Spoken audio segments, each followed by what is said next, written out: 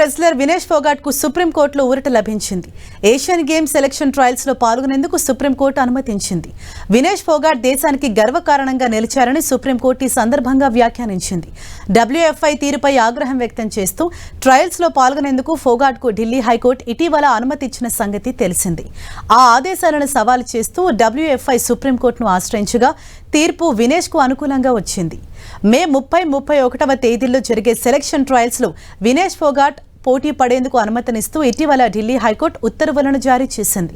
దీన్ని భారత రెజ్లింగ్ సమాఖ్య సుప్రీంకోర్టులో సవాల్ చేసింది. హైకోర్టు ద్విసభ్య ధర్మాసనం తన పరిధిని మీరిందని, ఎంపిక ప్రమాణాల ప్రకారం వినేష్ అనర్హురాలైన ట్రయల్స్ లో పాల్గొనేందుకు ఆమెకు అనుమతినివ్వాలని ఉన్నత న్యాయస్థానం ఆదేశించినట్లు తమ స్పెషల్ లీవ్ పిటిషన్లో పేర్కొంది. దీనిపై విచారణ జరిపిన సుప్రీంకోర్టు ఢిల్లీ హైకోర్టు ఉత్తర్వులపై స్టే ఇచ్చేందుకు నిరాకరించింది. ఈ విచారణ సందర్భంగా సుప్రీంకోర్టు కొన్ని కీలక వ్యాఖ్యలు చేసింది. ఈ స్థానంలో వేరొకరు ఉంటే పరిస్థితి భిన్నంగా ఉండేదని, కానీ వినేష్ ఈ దేశాన్ని గర్వపడేలా చేశారని కమెంట్ చేసింది. ఇప్పటికే ట్రయల్స్ లో పాల్గొనేందుకు హైకోర్టు అనుమతి ఇచ్చిన క్రమంలో ఆమెకు వెనక్కి వెళ్లమని చెప్పడం సరైన నిర్ణయం అనిపించుకోదనే అభిప్రాయాన్ని వ్యక్తం చేసింది. ప్రస్తుతానికి ఈ విషయంలో ఏం చేయలేమని, ఆమె పోటీలో పాల్గొనవచ్చు అని స్పష్టం చేసింది. అయితే WFI పిటిషన్పై వినేష్ కు న్యాయస్థానం నోటీసులు జారీ చేసింది. దీనిపై తదుపరి విచారణ వచ్చే వారానికి వాయిదా వేసింది.